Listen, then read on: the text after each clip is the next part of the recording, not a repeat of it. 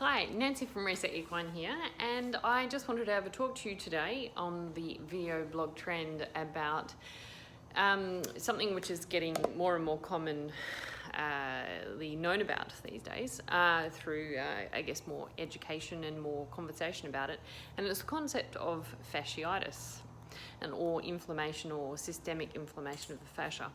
Now, I think probably the biggest, most useful thing for us to understand at the start is actually what is fascia. What is the organ of fascia? And it is an incredibly important organ for movement and functionality of the biomechanical process of locomotion.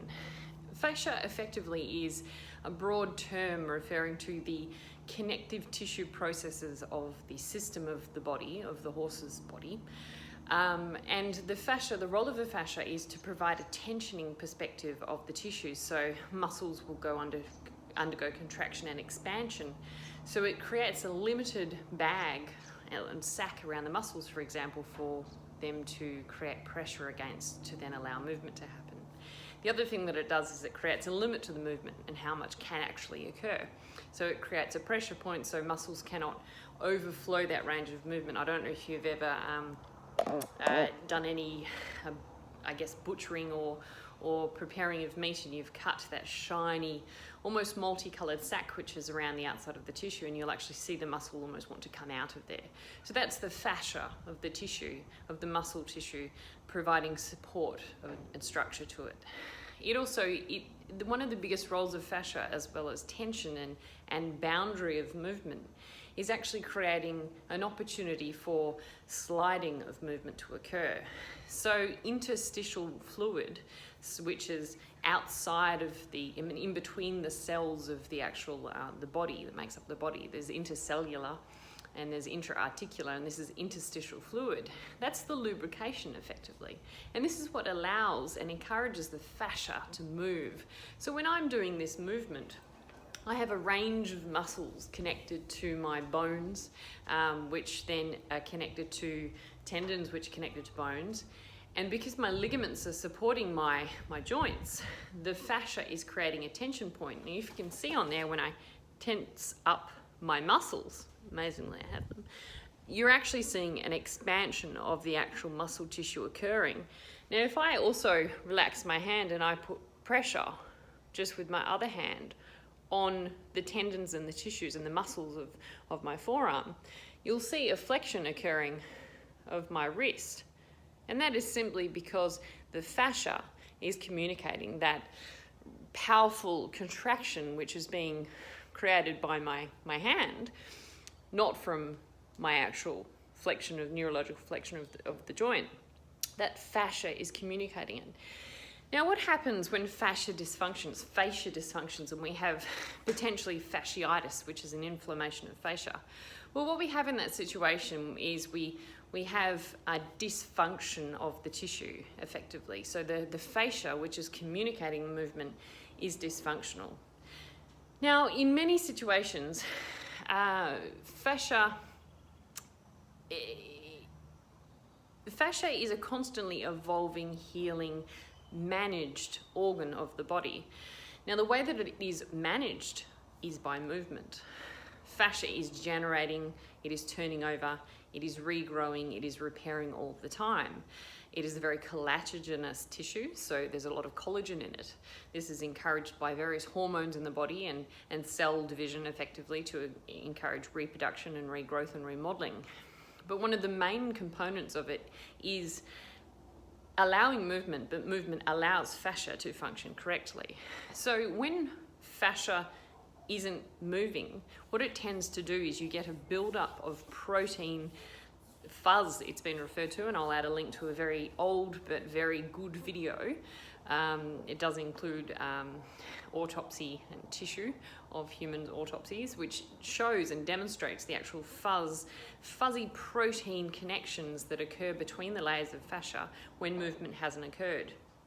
Now, the perfect example of where you might be experiencing the outcome of fuzz, which is the result of a lack of sliding surface integrity of the fascia, the sliding surfaces of the body under tension, is when you might get up in the morning after a really big weekend, or you haven't been in very good posture, you've done a really long road trip and you've gotten out of the vehicle and you're feeling quite stiff the next day, and you start to move, and as you move more, you get more mobility there. What your body's actually doing is breaking down the adhesions of those protein accumulations between the layers of the fascia.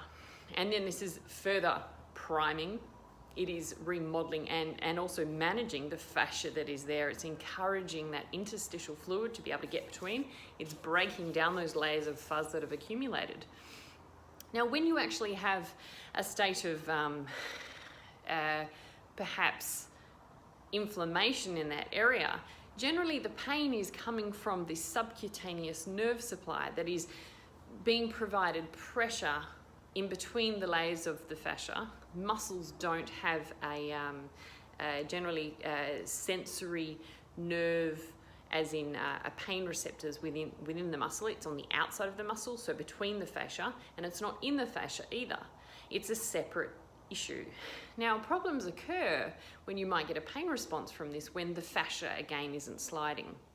In many cases, systemic painful responses of fascia, which could lead to systemic inflammation because there's a lack of movement and a lack of good inflammatory processes which reduce bad inflammatory processes, they actually come from a lack of correct movement patterns.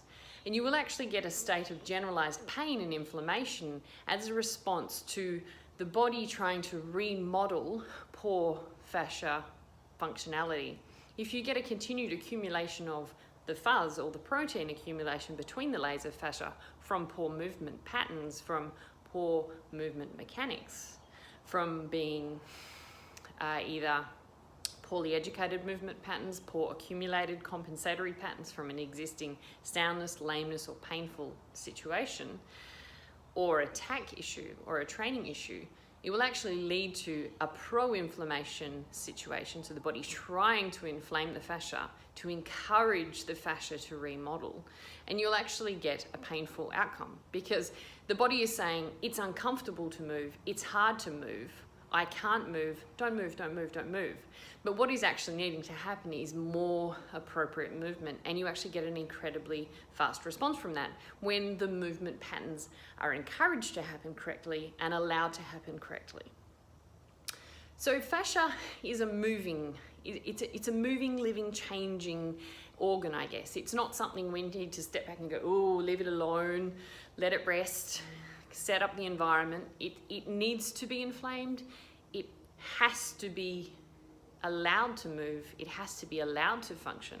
It has to be allowed to be active.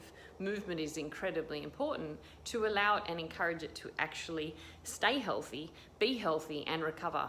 So in many cases where there is inflammation or pain on movement with fascia, it is actually incredibly important to keep moving. And if we're in situations where we perceive that the pain is out of control,